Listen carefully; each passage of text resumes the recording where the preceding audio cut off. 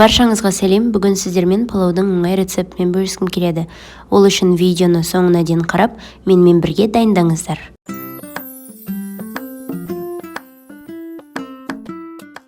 Алдымен майды жақсап қатты отта қыздырып аламыз. Қызып тұрған майдың үстіне етті салып, қып-қызыл етіп етті қуырып аламыз. Біздің етіміз осылай қып-қызыл болып қуырылуы керек. Енді қуырылған етті алып тастаймыз. Етімізді алып тастаған соң біздің майымыз осындай түсте болады.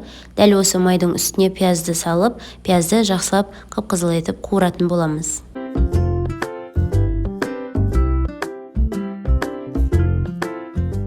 Енді пияздың үстіне туралған сәбізді салып, оны да жақсылап қуырып аламыз. Сәбізімізді осылай қызартып қуырып алған соң, енді оның үстіне етті қайтадан саламыз.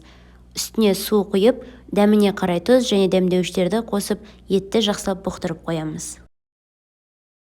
Суымыз қайнаған кезде оттың астын жай басып, баяу отта етті пісіріп аламыз. Ет шамамен 1-1,5 сағатта пісіп, кішкене суы тартылады.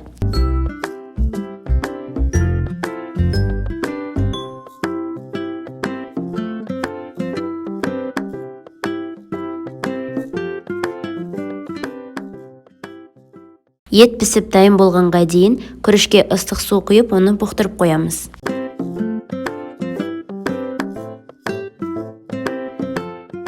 Осымен біздің ет пісіп, кішкене суы тартылып дайын болған екен. Енді оның үстіне бұқтырылып тұрған күрішті суынан тазартып, еттің үстіне саламыз.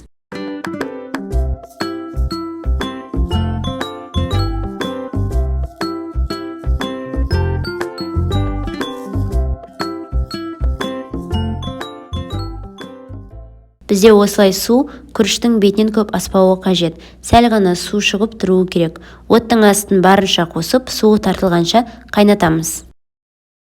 Суы тартылған соң күріштің бетін аударамыз. Оттың астын баяулатып, күріштің бетіне сарымсақты тазалап саламыз. Қазанның қақпағын жауып, 30-40 минутқа бұқтырып қоямыз. Палаудың дайын болуына 10 минут уақыт қалғанда, ет және сарымсақты алып тастап, палауды қайтадан бұқтырып қоямыз. Міне осымен біздің палауымыз пісіп дайын болып шықты. Енді алдымен етін турап дайындап қоямыз да, барлық етін турап күріштің бетіне қосамыз.